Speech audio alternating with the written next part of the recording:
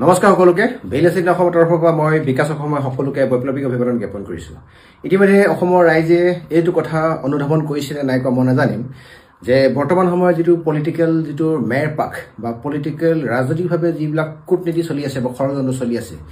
এই বিষয়বিলাক কিন্তু সাধাৰণ মানুহে হততে বুজি পোৱা এটা ৰাজনীতি চলি থকা নাই। পলিটিকেল যিটো ৱেভ বা ঢৌ এই ঢৌটোক বেলেগ ধৰণে নিবৰ কাৰণে কিছুমান এজেণ্ডা ইয়াত তৈয়াৰ কৰি লোৱা হৈছে, যিটো এজেণ্ডাক আমাৰ সাধাৰণ শ্ৰেণীৰ মানুহখিনিয়ে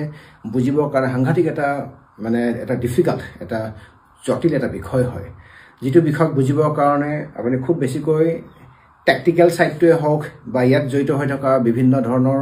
মেৰপাকবিলাক বুজিবলৈ হ'লে আপুনি ইয়াৰ ভিতৰলৈ যাব লাগিব। আমি দেখিবলৈ পাইছোঁ যে বৰ্তমান সময়ত যিটো পলিটিকেল যিটো এজেণ্ডা, পলিটিকেল যিটো পৰিৱেশ তাক বিষাক্ত কৰিবৰ কাৰণে, এই পৰিৱেশটোক বিষাক্ত কৰিবৰ কাৰণে বিভিন্ন শ্ৰেণীৰ মানুহ ইয়াত উঠি পৰি লাগিছে। আমি দেখিছোঁ ক'ৰবাত কোনোবাই নিষিদ্ধ মাংস দলিয়াই, ক'ৰবাত কোনোবাই ধৰ্মৰ বিপৰীতে গ্ৰহণ কৰিব নলগীয়া মাংসক আপোনাৰ পবিত্ৰ স্থানত ৰাখি যি ৰাজনৈতিক কুচক্ৰান্ত আৰম্ভ কৰিছে, ইয়াৰ পৰা গোটেই মানুহখিনিৰ মাজত দুদলমান এটা অৱস্থা। ইয়াত সাম্প্ৰদায়িক বিষয়বস্ত জাতি জনগোষ্ঠীৰ মাজত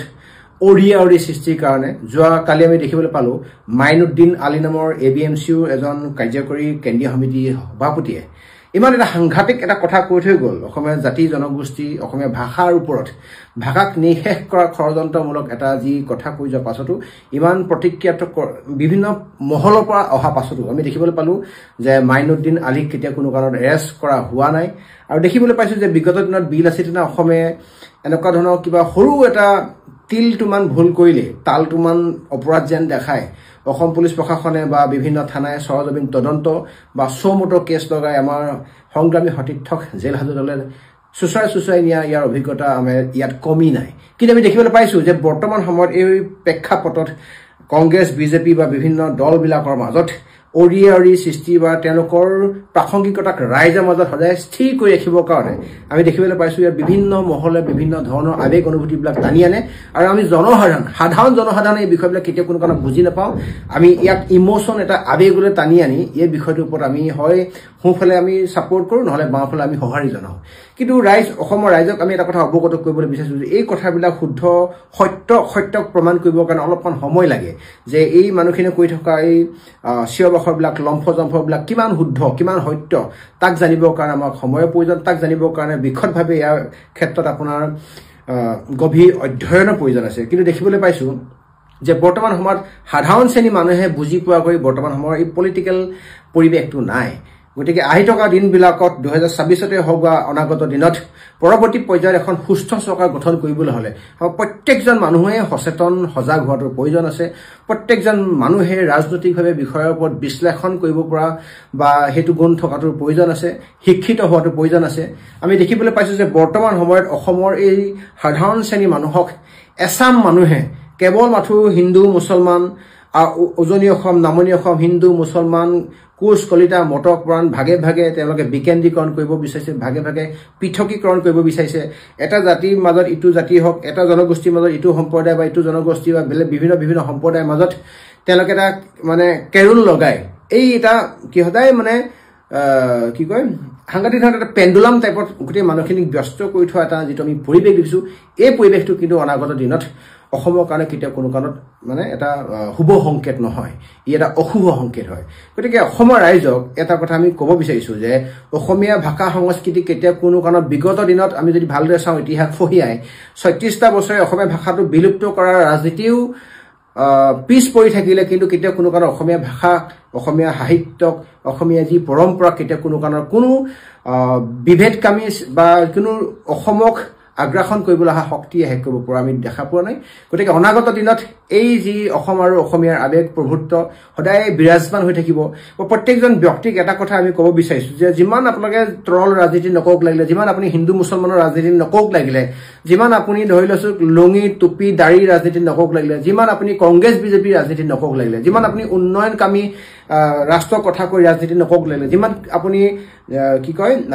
ৰাজনৈতিকভাৱে চিনাকি কৰি দিবলৈ বিচৰা ৰামচন্দ্ৰক লৈ পিনে ৰাজনীতি নকওক লাগিলে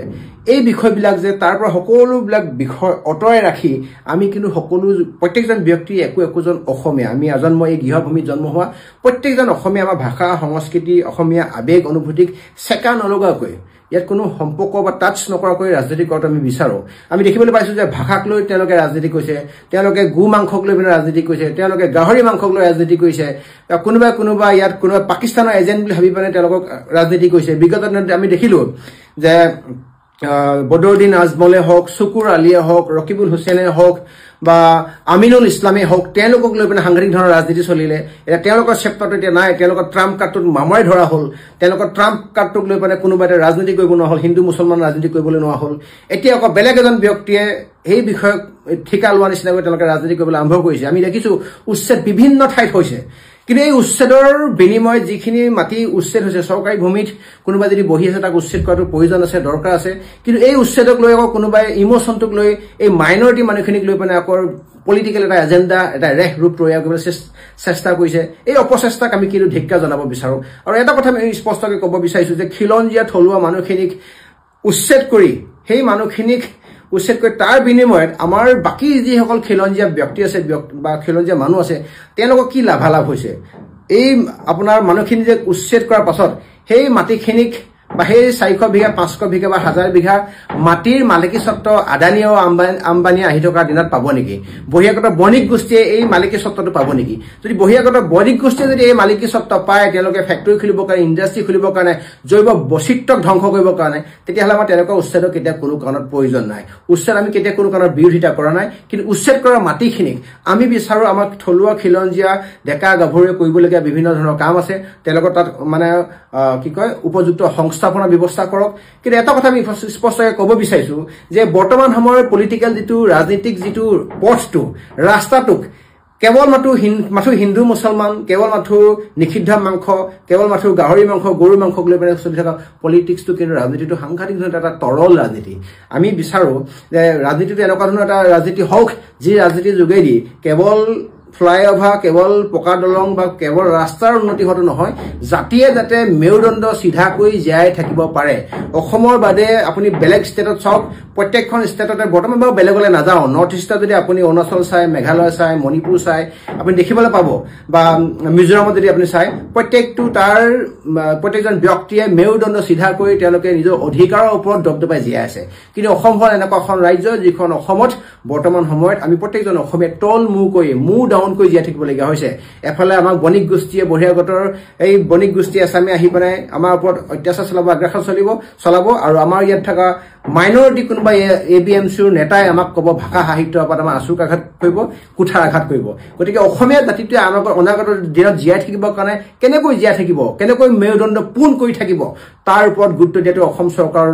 প্ৰয়োজন আছে আমি বিচাৰো এনেকুৱা এখন চৰকাৰ লাগে যিখন চৰকাৰ অসমীয়া জাতিটোৱে মেৰুদণ্ড চিধা কৰি অসমৰ মুখ্যমন্ত্ৰীজনে মেৰুদণ্ড চিধা কৰি পেলাই জীয়াই থাকিব কেতিয়া কোনো কাৰণত নাগপুৰ দিল্লী যাতে আশীৰ্বাদত পুষ্ট হৈ পেলাই তেওঁলোকে জীয়াই থাকিবলগীয়া নহয় এটা কথা আমি ক'ব বিচাৰিছো যে যি পলিটিকেল আপোনালোকে এজেণ্ডা বনাই পেলাই সাধাৰণ মানুহখিনিৰ মাজত যিকোনো পলিটিকেল পাৰ্টি আমি দেখিছো যে বৰ্তমান সময়ত এটা ফাইট সাংঘাতিক ধৰণৰ এটা ফাইট হৈছে যে সাধাৰণ মানুহখিনিক এই পলিটিকেল ৰেহ ৰূপ বুজিব নোৱাৰাকৈ ওপৰতে এটা ইমোশ্যনছ ক্ৰিয়েট কৰা হৈছে যিটো ইমোশ্যনৰ যোগেদি কোনো মানুহে অসমীয়া থলুৱা সাধাৰণ জনসাধাৰণে বুজি পোৱা নাই যে বৰ্তমান সময়ত ৰাজনীতি কি চলি আছে বৰ্তমান সময়ত কেৱল নিষিদ্ধ মাংস কেৱল উচ্ছেদ হিন্দু মুছলমানক লৈ বিষবাষ্প সাম্প্ৰদায়িক বিষবাষ্প জাতি জনগোষ্ঠীৰ মাজত বিদ্বেষ সৃষ্টি কৰাৰ ৰাজনীতি চলি আছে য'ত কেৱল মাত্ৰ ঘৃণাভাৱ বিয়পোৱা এটা পলিটিকেল মানে এজেণ্ডা চলি আছে গতিকে আমি এটাই কথা ক'ব বিচাৰো প্ৰত্যেকজন মানুহক যে ৰাজনীতিত চলি থকা যিটো কুচক্ৰান্ত এটা সাংঘাতিক ধৰণৰ মেৰপাক এই মেৰপাকটো কিন্তু বৰ্তমান সময়ত কোনো জনসাধাৰণে বুজি পোৱা নাই এই কথাটো বুজে গৈ মানে এদিন কিন্তু অসমীয়া ভগনীয়া হ'বগৈ গতিকে মই প্ৰত্যেকজন মানুহক এটা কথা ক'ব বিচাৰিছো দল সংগঠন বা পলিটিকেল কোনো সকলো পাৰ্টি সৰ্বত্ৰে এটা কথা ক'ব বিচাৰিছো যে অসমখন প্ৰত্যেকজন ব্যক্তিয়ে হয় অসমখনৰ আবেগ ইমোশ্যনছ বা এই ইয়াৰ প্ৰতি থকা যি সততা আৰু যি অসমৰ যি প্ৰভুত্ব অসমীয়া প্ৰভুত্ব সদায় জীয়াই ৰাখিবলৈ হয় প্ৰত্যেকজন অসমীয়া ব্যক্তি সচেতন আৰু সজাগ হ'ব লাগিব গতিকে এটাই আহ্বান এই আপোচবিহীন যি যাত্ৰা অসম আৰু অসমীয়াৰ কাৰণে প্ৰত্যেকজন মানুহে জীয়াই ৰাখক নহ'লে আহি থকা দিনত কিন্তু অসমীয়াৰ ওপৰত অনা অসমীয়াই কিন্তু এই দপদপনি চলাই আছে আৰু চলাই যাব গতিকে এটা কথা ক'ব বিচাৰিছো আমাক এনেকুৱা এখন চৰকাৰ লাগে যিখন চৰকাৰে প্ৰত্যেকজন অসমীয়াক মূৰ তুলি জীয়াই থাকিবৰ কাৰণে সাহস আৰু উদ্দীপনা দিব ধন্যবাদ জয় অসম